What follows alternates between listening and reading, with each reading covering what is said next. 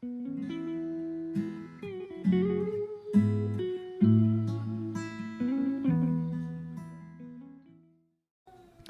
agora pela manhã, eu vou falar de Atos 2, pelo menos um pouco, para a edificação dos irmãos. Diz assim o texto: chegando o dia de Pentecoste, estavam todos reunidos num só lugar. De repente veio do céu um som, como de um vento muito forte, e encheu toda a casa na qual estavam assentados. E viram o que parecia línguas de fogo, que se separaram e pousaram sobre cada um deles. Todos ficaram cheios do Espírito Santo e começaram a falar noutras línguas, conforme o Espírito os capacitava. Havia em Jerusalém judeus, devotos a Deus, vindos de todas as nações do mundo. Ouvindo-se o som, ajuntou-se uma multidão que ficou perplexa, pois cada um os ouvia falar em sua própria língua. Atônitos e maravilhados, eles perguntavam: acaso não são galileus todos estes homens que estão falando? Então, como os ouvimos, cada um de nós em nossa própria língua materna? Partos, medos e elamitas, habitantes da Mesopotâmia, Judéia e Capadócia, do Ponto e da província da Ásia, Frígia, Panfilha, Egito e das partes da Líbia próximas a Cirene, visitantes vindos de Roma, tanto judeus como os convertidos ao judaísmo, cretenses e árabes, todos os ouvimos declarar as maravilhas de Deus em nossa própria língua. Atônitos e perplexos, todos perguntavam uns aos outros: que significa isto?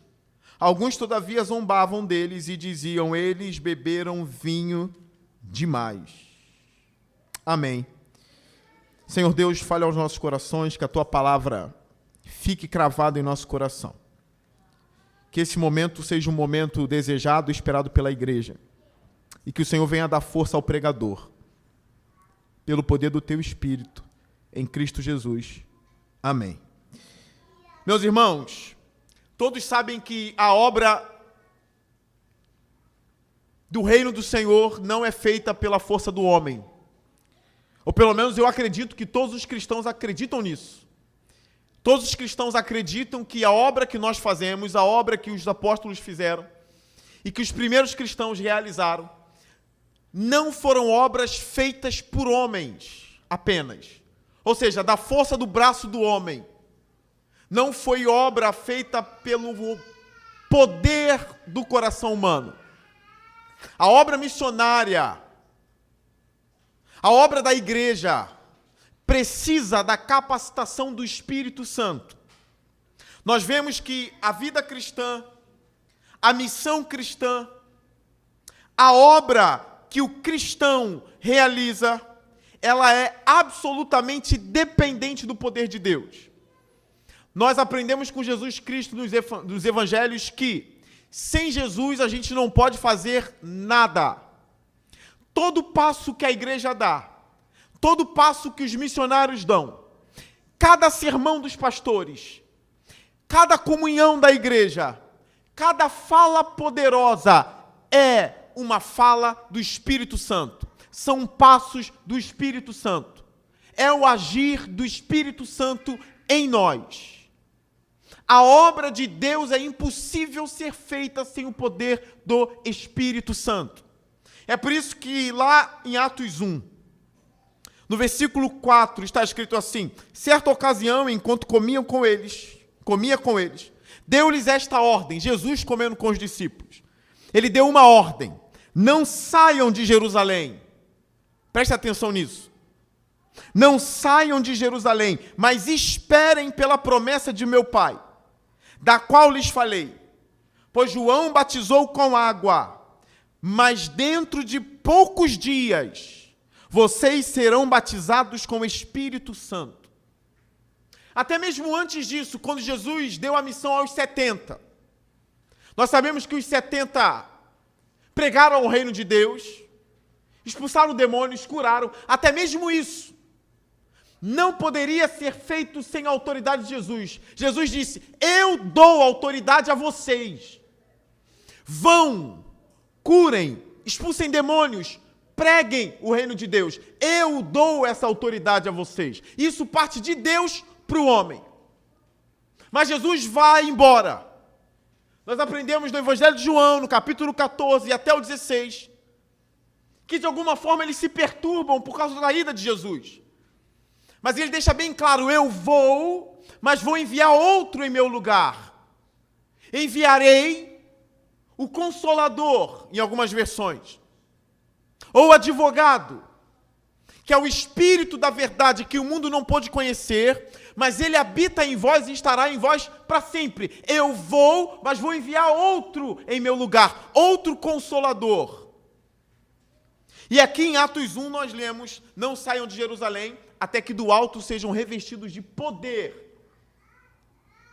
Aqueles que pensam que a vida cristã ela é constituída apenas de intelectualidade, está errado. Que a vida cristã é feita de esperteza apenas, está errado. A vida cristã e a missão cristã só é possível pela capacitação e o poder do Espírito Santo. Eles esperavam a promessa. Que promessa era essa? E a promessa que estava lá em Joel também, já estava registrada no Antigo Testamento. Que Deus derramaria do seu Espírito sobre toda a carne.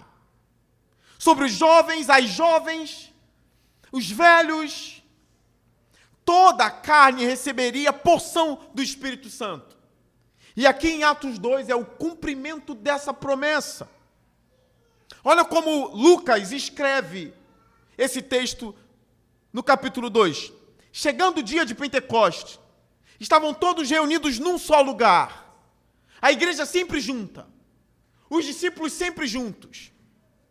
E aguardando a promessa, num só lugar, reunidos. De repente, versículo 2, veio do céu um som como de um vento. Não veio vento na igreja. Os cabelos não voaram. As roupas não voaram. Não foi um vento. Veio um som. Imagina a gente reunido num lugar e uma manifestação espiritual acontece. Um barulho vindo dos céus acontece. Um barulho semelhante ao de um vento. E eles esperando a promessa. E algo sobrenatural começa a acontecer ali. Um som que veio do céu. Como um som de um vento, só que a Bíblia narra aqui que é um vento muito forte. E esse som encheu toda a casa na qual estavam assentados. Repare, eles estavam esperando e eles estavam assentados. Eles não estavam de pé, cantando louvores que repetem o refrão mais de 1000 vezes. Eles não estavam sentados, eles não estavam de pé, cantando, por exemplo, caia fogo do céu, caia fogo do céu, caia fogo do céu, caia fogo do céu, e enche esse lugar, enche esse lugar, enche esse lugar. Eles não estavam fazendo isso.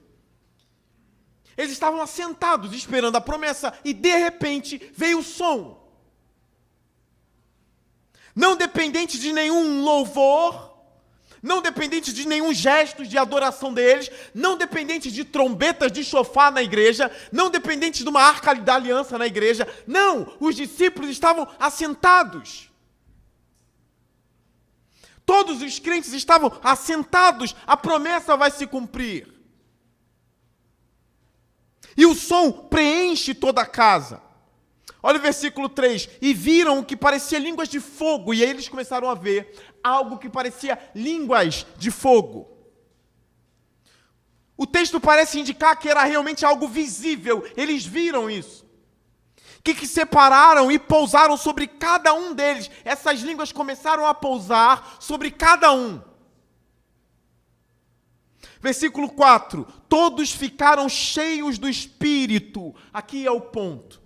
A promessa se cumpre. O Espírito Santo é derramado sobre a igreja.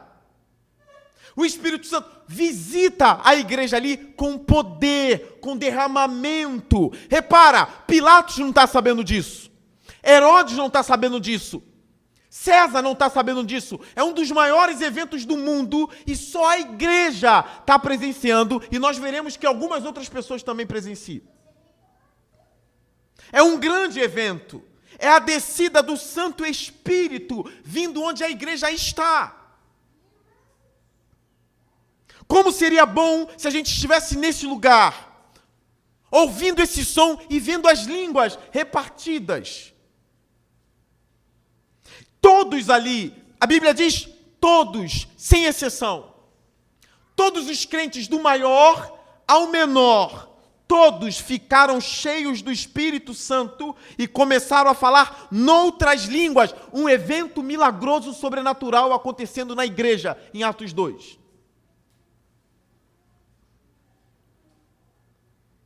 O texto, ainda no versículo 4, diz: conforme o Espírito os capacitava. Era algo vindo de fato de Deus e do Espírito. Versículo 5. Havia em Jerusalém judeus devotos a Deus, vindo de todas as nações do mundo. Olha que lugar, olha que momento. Uma linguagem humana, olha que estratégia. Eles estão ali, mas é no dia de Pentecostes, onde todos os judeus vinham para adorar a Yahvé. Onde as pessoas do mundo todo que serviam a Yahvé vinham a Jerusalém. Que momento, que lugar, que hora. Eles se juntaram ali. Eles estavam ali em Jerusalém. O versículo 6 vai dizer que eles ouviram um som, se juntaram como uma multidão, como uma grande multidão, que ficou perplexa, pois cada um os ouvia falar em sua própria língua. O que está acontecendo aqui? As maravilhas do Senhor estão sendo anunciadas. Eu não sei se você pegou aqui. As maravilhas do Senhor estão sendo anunciadas em todas as línguas presentes. Nós vamos ler o texto. Na verdade, eu já li o texto antes de começar a pregar. Nós vemos que esses homens ficam atônitos, versículo 7. Eles ficam ali, vamos dizer, perplexos, atônitos e maravilhados, o texto diz. Eles perguntavam uns aos outros, eu estou no versículo 7, acaso não são galileus todos esses homens? Olha a pergunta deles, eles não são galileus? Sim, eles são galileus. Versículo 8, então, como os ouvimos, cada um de nós, em nossa própria língua materna? Imagine, nós estamos reunidos aqui como igreja e nós somos todos, como somos, da Baixada Fluminense. E aqui em nosso meio há norueguês, alemão, na nossa cidade, russo. Tem pessoas aqui da África e tudo mais, idiomas que nós não sabemos. Mas a gente precisa anunciar a palavra do Senhor, a gente precisa pregar o evangelho do Senhor, mas a gente não sabe como fazer. Aí o Espírito Santo vem e capacita cada um a falar na língua nativa dos outros. As maravilhas do Senhor são anunciadas na língua nativa deles, e eles ficam perplexos. Olha, eles são galileus. Eu estou ouvindo ele falar aqui na minha língua materna. Eu sou um egípcio. Eu estou entendendo o que eles estão falando. Para que vocês entendam mais o movimento do texto, olha o versículo 9. Partos, medos e elamitas, habitantes da Mesopotâmia. É Mesopotâmia com M, não com N, não é Mesopotâmia, é Mesopotâmia, como está escrito na sua Bíblia. Da Judéia e Capadócia, do Ponto, da província da Ásia, da Frígia, da Panfilha, do Egito e das partes da Líbia próximas a Cirene. Visitantes vindos de Roma, tanto judeus como convertidos ao judaísmo, cretenses e árabes. Nós os ouvimos declarar as maravilhas de Deus em nossa própria língua. Está claro ou não está no texto? Atônitos e perplexos, todos perguntavam uns aos outros, que significa isto? Alguns todavia zombavam dizendo que eles estavam embriagados, mas olha, presta atenção. O que está acontecendo aqui? Isso é muito importante porque eu vou pregar sobre Babel à noite, e eu sou um daqueles que veio uma ligação entre Babel e Atos 2. É porque eu não quero pregar a pregação da noite nem de manhã. Mas quem confundiu as línguas não foi o diabo. Quem confundiu as línguas em Babel Porque todos os homens falavam uma só língua, todos. Não havia dialetos, não havia línguas estrangeiras, todos falavam a mesma língua. Até que aconteceu algo em Babel, você vai saber à noite, que Deus falou, desçamos e confundamos. Deus desceu e confundiu a língua de todos, e nenhum mais entendia o outro. Eles tiveram que se dispersar na terra. E aí surgiram as nações, os povos, cada um com a sua língua, cada um com a sua cultura, porque eles foram dispersos por Deus. O problema é, Deus, o Senhor, confundiu as línguas. E agora, para pregar o Evangelho, como eu desfaço a confusão que o Senhor causou? Como que os egípcios, os cretenses, os árabes, os elamitas, os romanos, como eles ouvirão o Evangelho se nós somos galileus? Nós falamos aramaico. Como nós vamos pregar para um egípcio se o Senhor confundiu as línguas? O Espírito Santo desceu e capacitou eles a pregar as maravilhas de Deus na língua daqueles homens. Em Atos 2, 1 Coríntios 14 será outra discussão, um outro dia, sobre aquela tal de línguas de mistério. Outra discussão. Eu não vou escandalizar alguns irmãos. Eu estou em Atos 2. Dom de línguas em Atos 2 é idiomas, não é, com todo respeito da palavra, com todo respeito, não estou debochando de ninguém. Em Atos 2, não me parece que é alabassuriano, alabassuri-canta, com todo respeito. Em Atos 2 são idiomas. Há um movimento sobrenatural do Espírito Santo capacitando um galileu, ou os galileus, a falarem as línguas nativas dos egípcios, dos romanos, dos elamitas e de outros. É algo tão sobrenatural que eles ficam perplexos e atônitos. O que está acontecendo aqui? Eles são galileus e eu estou ouvindo as maravilhas de Deus. Eu sei o que eles estão falando. Eu entendo o que eles estão falando. Eu estou entendendo. Eles não estão dizendo coisas aleatórias que ninguém entende. Nós entendemos o que eles estão falando. E essas são as maravilhas de Deus que saem dos lábios desses homens. É claro que outros zombavam. E aí a gente precisa de uma análise mais profunda do texto, para entender o motivo da zombaria, porque eu sei que alguns vão pegar esse texto para dizer que provavelmente eles estavam ali tendo alguns movimentos estranhos, que vão chamar eles de bêbado, coisa que eu não acredito. Eu acredito na simplicidade do texto, que eles zombavam simplesmente, esses aqui, porque não estavam entendendo ou não dando crédito àquilo ali. Agora, com isso, eu já estou caminhando para o final. Pedro se levanta e explica o que está acontecendo ali. Pedro toma a palavra e diz, eles não estão embriagados porque são 9 horas da manhã ainda. Isso é o que o profeta Joel prometeu, que Deus derramaria o seu Espírito, e Pedro começa a pregar. Presta atenção, poder do Espírito vindo, capacitação na igreja, o derramamento do Espírito Santo, desemboca na pregação de Pedro. Ele vai explicar o que está acontecendo, porém, ele vai pregar a ressurreição de Cristo. Olha comigo o versículo 22 de Atos 2. Pedro diz, israelitas, ouçam estas palavras. Jesus de Nazaré foi aprovado por Deus diante de vocês por meio de milagres, maravilhas e sinais que Deus fez entre vocês, por intermédio dele. Como vocês mesmos sabem, este homem lhes foi entregue por propósito determinado e pré-conhecimento de Deus. E vocês, com a ajuda de homens perversos, o mataram, pregando-o na cruz. Mas Deus o ressuscitou dos mortos, rompendo os laços da morte, porque era impossível que a morte o retivesse. Olha o sermão de Pedro. Para complementar, olha o versículo 32, ainda no sermão de Pedro.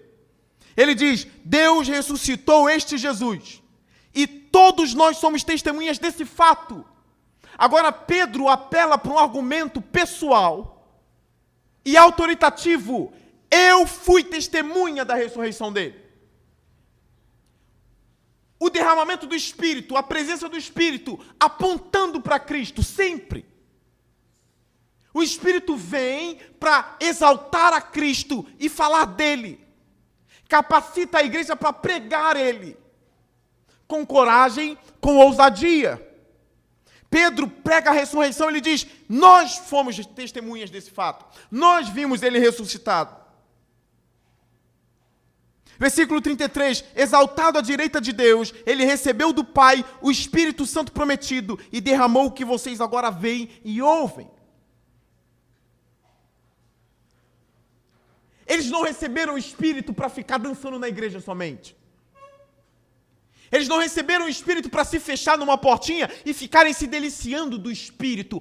No dia de Pentecoste, houve pregação, houve anúncio da ressurreição, com poder, e o resultado disso, conversões. Pedro não deixa de pregar o arrependimento. Ele diz, arrependam-se dos seus pecados.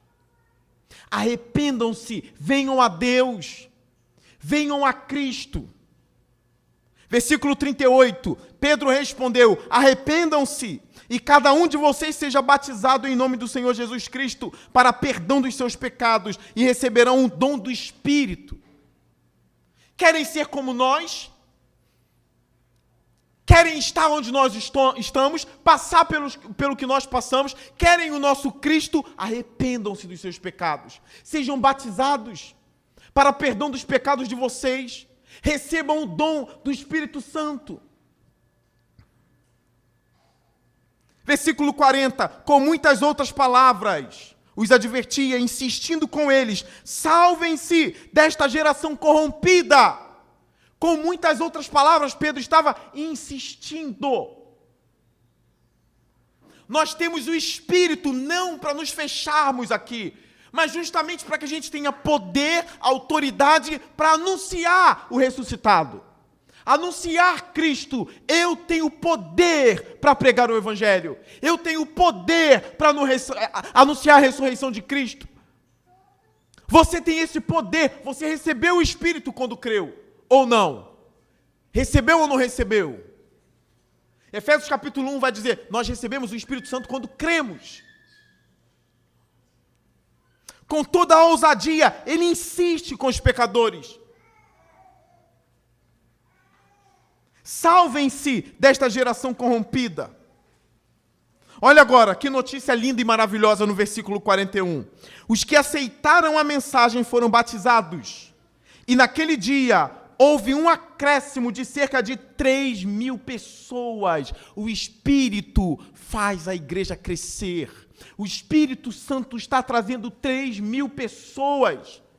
Pedro agora se transforma num pescador de almas. Isso é incrível. Pedro, não são mais peixes enchendo um barco, Pedro. Tem noção? Você jogou a rede e está vindo 3.000 almas, Pedro. Para o barco que é a igreja, Pedro.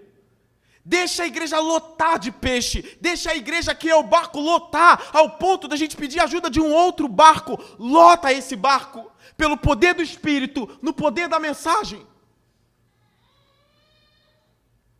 Joga a rede, e Pedro joga a rede. Nós sabemos, eu não estou inventando essa história. Jesus falou, Pedro, te farei pescador de homens. Porque Pedro era pescador de peixe. Aqui também se cumpre isso. 3.000 almas são acrescentadas na igreja do Senhor. Uma pequena exortação para a igreja. Existem algumas igrejas que se gabam da sua ortodoxia, se gabam da sua maneira de cultuar, que às vezes é muito engessada, é algo muito, muito, muito engessado. E aí, um amigo meu, pastor, tem uma frase que eu gosto muito, reformados e mirrados. Não é o que eu vejo no texto bíblico. O culto é tão engessado, eles são tão ortodoxos, eles são tão conservadores. O culto chega a ser chato. Tem culto que é realmente chato, e eu sei que eles respondem, o culto não é para você, e eu concordo, o culto não é para mim. Mas tem culto que é fúnebre. Parece que eu estou no enterro. Não, porque aqui eu sou reformado, porque aqui eu sou tradicional. E meu amigo vem com a frase, reformados e mirrados. E se gabam, a minha igreja tem 10 pessoas, porque nós falamos a verdade aqui. Isso pode acontecer realmente. De fato, uma igreja pode estar cheia da verdade e vazia, justamente porque prega a palavra. Isso pode acontecer, mas não é o normal, não é o natural. Se isso está acontecendo, há um problema na igreja. Principalmente se ela estiver numa cidade grande. Se ela está lá no sertãozinho, lá, é normal ter 15 pessoas, 12 pessoas, é normal. Mas até o crescimento ali é possível, como nós vemos igrejas crescerem muito no sertão. O que eu vejo no livro de Atos é uma igreja crescendo pelo poder do Espírito e pelo poder da pregação. Vocês estão vendo, acompanhando comigo, como é tudo muito ligado? O Espírito desce, Pedro anuncia a ressurreição, pessoas se convertem. Nem sempre virão 3.000 almas, nem sempre virão 3.000 almas. Às vezes virão 5. Paulo pregou em Atenas e poucos se converteram ali. Poucos se converteram. Dâmaris, Dionísio e mais alguns. Mas pare e pense. Nós devemos orar, nós devemos pregar no poder do Espírito e esperar que a nossa igreja cresça.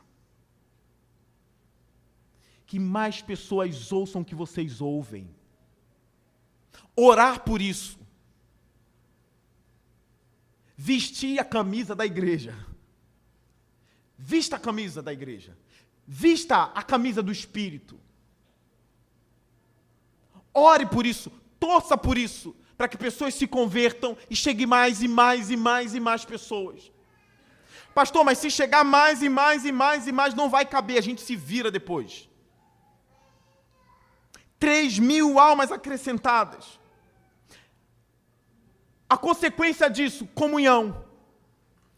O meu sermão baseia-se em 4 pontos. A descida do Espírito Santo capacitando eles com poder. Isso gera a pregação corajosa de Pedro, pregando a ressurreição de Cristo. Conversões acontecem. E o 4º ponto, a comunhão dos convertidos. Olha o versículo 42. Todos esses 3.000 junto daqueles que já estavam no início. Versículo 42. Eles se dedicavam ao ensino dos apóstolos. A dedicação ao ensino. Me converti e agora? É tema de livro, né? Me converti e agora? Dedique-se ao ensino das Escrituras. Dedique-se aos ensinos do apóstolo. Dedique-se às doutrinas. Eles se dedicavam ao ensino. Não é só ficar levantando mão na igreja, querendo que o momento do louvor nunca acabe. O momento do louvor é lindo, é maravilhoso, é essencial. Mas esse momento precisa acabar no culto. Não acabar para sempre, irmãos. No culto. Tem que ter um momento que o louvor acabe para que o ensino entre. Para que a palavra seja ministrada e pregada. Uma vez uma pessoa chegou e disse assim: eu não gostei muito do culto dessa igreja não, porque só canta 4 louvores no início. Na minha igreja canta 9. Tudo bem. Pode cantar 9, mas tem 1 hora para o pregador? Se tiver 1 hora para o pregador, amém. Dificilmente é isso que acontece. Às vezes são 9, 12 louvores e 15 minutos para a palavra. 20 minutos para a palavra. Versículo 43. Todos estavam cheios de temor. E muitas maravilhas e sinais eram feitos pelos apóstolos. Os que criam mantinham-se unidos. E tinham tudo em comum. Vendendo suas propriedades e bens, distribuíam a cada um conforme a sua necessidade. Não tinha avareza na igreja. Eles não eram avarentos. O que era de um era do outro. Eles repartiam para o crescimento e a manutenção da igreja, dos pobres, dos necessitados. 46. Todos os dias continuavam a reunir-se no pátio do templo, partiam pão em suas casas e juntos participavam das refeições, com alegria e sinceridade de coração, louvando a Deus e tendo a simpatia de todo o povo. Olha agora. E o Senhor lhes acrescentava diariamente os que iam sendo salvos. Era uma igreja vibrante, era uma igreja viva, cheia do Espírito, cheia do ensino da palavra, cheia de comunhão e cheia de gente. Nós aprendemos com isso. Poder do Espírito, pregação, conversão, comunhão. Você passou por isso. Você recebeu o Espírito, ouvindo a palavra, se converteu. Ou você pode querer mudar a ordem de repente. Eu ouvi a palavra, fiquei cheio do Espírito, mas um movimento. Acontece, essas coisas acontecem. E agora, igreja, comunhão. Repara que esse é o movimento do Espírito. Ele enche a igreja e quer que os ímpios se convertam para entrar para a igreja. Partir do pão, comunhão, alegria em estar juntos. Não tem como nessa igreja vibrante alguém se levantar. Eu não gosto muito de estar na igreja, não. Não existe isso aqui. Não tem isso aqui. Esses irmãos vibram. Eles amam a comunhão. Eles amam estar na igreja. Eles amam o ensino. Eles amam a ceia.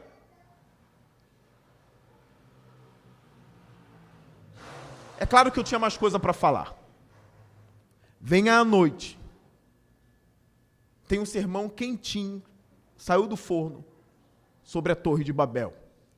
Mas eu quero que você saia daqui, percebendo que, sem o Espírito Santo nós não somos nada. Grava isso. Sem o Espírito nós não estaríamos aqui hoje. Dependemos dele para a nossa conversão, dependemos dele para a manutenção da vida cristã. Sem a pregação da palavra nós não estaríamos aqui. Por que alguns se convertem e passam a desprezar a palavra? Foi a palavra que te ganhou. Aí se converte e despreza a palavra. Não pode. Foi pela palavra, nós amamos a palavra e queremos ouvir sempre a palavra. Nós queremos nos dedicar à palavra. Queremos nos dedicar ao ensino. Nos convertemos e Deus nos deixou por aí numa floresta perdida? Não. Ele nos deu uma igreja, Ele nos colocou numa igreja, comunhão com os irmãos. É uma igreja vibrante. É claro que terão erros, como nós vemos ali nas 7 cartas ao Apocalipse, nas igrejas do Apocalipse, nas igrejas da Ásia. Terão erros. Um vai errar com o outro. É porque a gente aprendeu na Bíblia que a gente não pode cuidar só do nosso interesse, mas sim do irmão. Então, às vezes, a gente está cuidando do interesse do irmão e o irmão fica incomodado com isso. Haverá tropeços. Mas Deus nos deu uma igreja. E nós precisamos ter isso aqui como base. Poder do Espírito, pregação, Cristo ressurreto, conversões e comunhão. Comunhão. Que Deus tenha falado ao seu coração. Que você saia daqui mais desejoso pela igreja, pela palavra, pelo Espírito Santo e pelo Cristo ressurreto. Amando ao Pai de todo o coração. Isso é igreja. Eu preguei para vocês uma igreja vibrante em Atos 2. Uma igreja que se preocupava com o seu irmão que não tinha nada. Uma igreja que se preocupava com o outro. Uma igreja que se preocupava com a manutenção da própria igreja. Vibrem com isso. Vibrem com isso. Saiam daqui desejando vibrar mais com a sua igreja. E que o Espírito Santo nos dê essa graça. No poder do nome de Jesus. Pela bondade do Deus Pai. Amém?